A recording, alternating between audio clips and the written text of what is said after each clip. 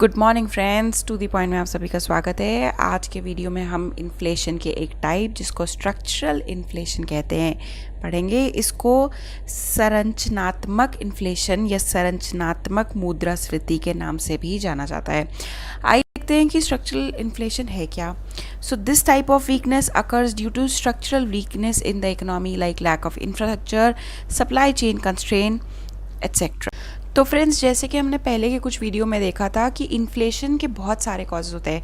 कई बार डिमांड बहुत ज़्यादा बढ़ जाती है तो उस वजह से, कई बार कॉस्ट ऑफ जो फैक्टर्स ऑफ प्रोडक्शन होते हैं उनकी कॉस्ट बढ़ जाती है तो उसकी वजह से इन्फ्लेशन।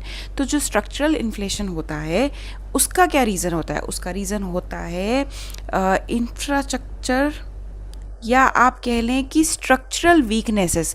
मतलब आपकी जो इकोनॉमी का स्ट्रक्चर है या उसका ढाल है वो, उसमें अगर कोई कमज़ोरी या वीकनेस है, उस वजह से जो इन्फ्लेशन आता है उसको स्ट्रक्चरल इन्फ्लेशन कहते हैं।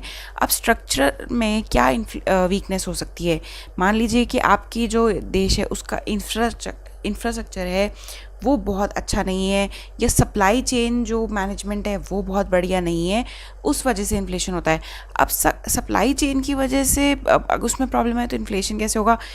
मान लीजिए कि अगर किसी स्टेट की वहाँ पे कंजम्पशन या खपत है चावल की 2000 टन किलो, ठीक है, और क्योंकि सप्लाई चेन इशू है, रोड्स प्रॉपर नहीं बनी हुई है, या इन्वेंट्री मैनेजमेंट अच्छा नहीं है, कोल्ड स्टोरेज फैसिलिटीज़ अच्छी नहीं है, तो क्या होता है, डिले हो जाता है सप्लाई में। जहाँ पे 2000 टन की ज़रूरत थी वहाँ मुश्किल से 1500 टन ही सप्लाई हो पाता है या 1700 टन। तो इससे क्या होता है, इस राज्य में जहाँ 2000 टन की आवश्यकता थी वहाँ पे सप्लाई कंस्ट्रेन होगा तो चीज़ें महंगी होगी और उससे क्या होगा, इन्फ्लेशन आएगा। तो ये जो स्ट्रक्चरल इन्फ्लेशन होता है ये किस वजह से होता है? स्ट्रक्चरल वीकनेसेस, मतलब कोई सब स्ट्रक्चर में कोई बॉटलनेक्स है उस वजह से। This type of inflation is usually prevalent in developing और low income countries. It is an inflation cause by the backwardness in the agriculture production that does not cope up with the increase production. अब भाई आपका जो agricultural system है वो बहुत ही पुराने तरीके का है और उसमें कोई नई चीज़ें नहीं आई हैं, कोई साइंटिफिक इक्विपमेंट्स का यूज़ नहीं हो रहा है, एडवांस मशीनरी का यूज़ नहीं हो रहा।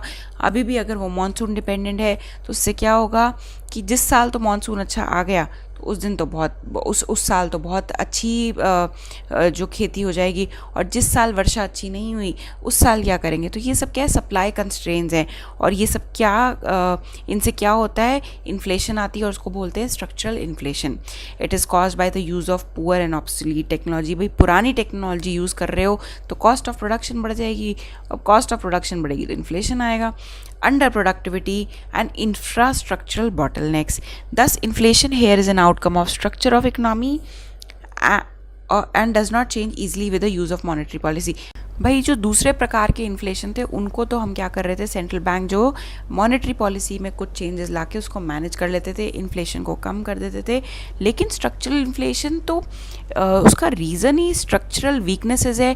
इंफ्रास्ट्रक्चर ओवरनाइट डेवलप नहीं हो सकता कि आप सोचें कि इन्फ्लेशन आ रहा है, रातों रात हम इंफ्रास्ट्रक्चर को डेवलप कर देंगे देश में। अचानक से जो हमारा मानसून डिपेंडेंट एग्रीकल्चर है उसको एकदम से साइंटिफिक डिपेंडेंट या मानसून इंडिपेंडेंट, मतलब मानसून पे ना डिपेंड करने वाला बना देंगे। ऐसा ओवरनाइट नहीं हो सकता, इसमें कई वर्ष लग जाते हैं इस चीज़ को चेंज करने में। तो ये जो इन्फ्लेशन है ये कुछ टाइम में या शॉर्ट ड्यूरेशन में इसको ठीक नहीं किया जा सकता। चलते हैं नेक्स्ट में कि रीजंस क्या है स्ट्रक्चरल इन्फ्लेशन के। तो पहला, जैसे कि मैंने बताया, सप्लाई साइड कंस्ट्रेन है।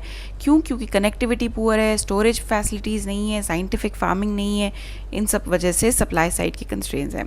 दूसरा, इंडियन एग्रीकल्चर अभी भी मानसून डिपेंडेंट है, तो ये बहुत बड़ा मेजर कॉज है स्ट्रक्चरल इन्फ्लेशन का कि भाई जिस साल वर्षा अच्छी हो गई उस साल तो खेती अच्छी हो जाएगी, फिर जिस साल नहीं है उस साल का क्या, उस साल तो प्रोडक्शन कम होगा और महंगाई बढ़ेगी। In India, not much money is spent on research and development, due to which technology become obsolete and raises the cost of production. यहाँ हमारे देश की एक बहुत बड़ी कमी ये है कि डेवलप्ड जो देश हैं डेवलप कंट्रीज़ के तुलना में हमारे कंट्री में रिसर्च एंड डेवलपमेंट में बहुत कम स्पेंड किया जाता है, जिस वजह से टेक्नोलॉजी पुअर हो जाती है। टेक्नोलॉजी को अपग्रेड करने के लिए रिसर्च एंड डेवलपमेंट करना पड़ता है। जब तक रिसर्च नहीं करोगे तब तक नई टेक्नोलॉजी कैसे पता चलेगी? तो वो जो हमारे देश में होता नहीं है, टेक्नोलॉजी पुअर हो जाती है, इसलिए कॉस्ट ऑफ प्रोडक्शन भी इंक्रीज हो जाती है with time. The tax structure of the country is such that it incentivises small business in the form of tax rebate and low cost credit due to which the business house does not think of growing up their scale of business in order to avail the benefits. देखिए क्या है, हमारे देश में MSME पे कुछ सालों से बहुत फोकस किया जा रहा है कि जो छोटी छोटी एंटरप्राइजेज़ हैं लोगों को एनकरेज करा जा रहा है कि वो खुद के बिज़नेस खोलें। और क्या होता है, बिज़नेस खोलता है तो बंदा 4 लोगों को एम्प्लॉयमेंट देता है, एम्प्लॉयमेंट जनरेट होता है। तो इसलिए जो छोटे बिजनेसेस को बढ़ावा देने के लिए बहुत सारी स्कीम्स निकाली गई, बहुत सारे इंसेंटिव प्रोवाइड करे जाते हैं, लो कॉस्ट पे लोन प्रोवाइड किया जाता है। अब जब वो बिजनेसेस खुल जाते हैं तो वो बिज़नेस बड़े नहीं होना चाहते। क्योंकि होता है कि अगर उन्होंने अपना बिज़नेस एक्सपैंड किया तो उनको जो अभी लो कॉस्ट पे क्रेडिट, मतलब लो कॉस्ट पे लोन मिल रहा था या टैक्स रिबेट्स मिल रही थी गवर्नमेंट द्वारा, वो बंद हो जाएंगी। तो इस चक्कर में क्या है कि हमारा टैक्स स्ट्रक्चर जो कि हमने इस तरीके से प्लान किया था कि एंटरप्रेन्योरशिप को बढ़ावा मिले, बिजनेस खोलने को बढ़ावा मिले, वो उसके बल्कि साइड इफ़ेक्ट्स बाहर आ रहे हैं कि बिजनेसेस अब ग्रो ही नहीं करना चाहती, एक्सपैंड ही नहीं करना चाहती हैं। क्यों? ताकि उनके जो बेनिफिट्स उनको मिल रहे हैं वो उन गवर्नमेंट द्वारा बंद ना हो जाए। तो ये भी एक बहुत बड़ा रीज़न है स्ट्रक्चरल इन्फ्लेशन का। चलते हैं लाइट पे आज के। अब इस सिचुएशन को कैसे इम्प्रूव कर सकते हैं? तो सबसे पहले भाई टेक्नोलॉजी हमें इम्प्रूव करनी पड़ेगी, अपग्रेड करनी पड़ेगी, जिससे कॉस्ट ऑफ प्रोडक्शन रिड्यूस हो जाए। फिर रिसर्च एंड डेवलपमेंट में स्पेंड करना पड़ेगा, तभी तो नई टेक्नोलॉजी आएगी और कॉस्ट ऑफ प्रोडक्शन कम होगा। फिर इंफ्रास्ट्रक्चर फैसिलिटीज़ हैं, उनको हमें बहुत ज़्यादा इम्प्रूव करने की ज़रूरत है। अभी भी बहुत सारे ऐसे गांव हैं जहाँ पे बिजली नहीं पहुँचती, जहाँ पे इंटरनेट की कनेक्टिविटी नहीं है, रोड्स की कनेक्टिविटी नहीं है। अब वहाँ के अगर फार्मर्स को अपना सामान, अनाज को मंडी में पहुँचाना है तो वो कैसे पहुँचाएँ? इसलिए उनको एक्स्ट्रा कॉस्ट इनकर करनी पड़ती है।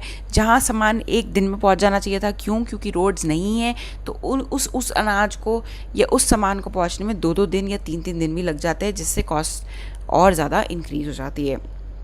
तो इसलिए हमारे देश में इंफ्रास्ट्रक्चर को इम्प्रूव करने के लिए बहुत पैसा खर्च करने की ज़रूरत है। लास्ट पॉइंट, एग्रीकल्चर को इंडिपेंडेंट बनाना मॉनसून से, मतलब मॉनसून डिपेंडेंट नहीं होना चाहिए। हमारा एग्रीकल्चर इस तरीके से टेक्निक्स यूज़ करनी चाहिए कि किसी साल अगर वर्षा कम भी हो तो जो हमारा जो प्रोडक्शन है वो कम नहीं होना चाहिए। और जो मॉनसून पैटर्न है वो पहले से ही हमारा मेट्रोलॉजिकल डिपार्टमेंट प्रिडिक्ट करके रखे।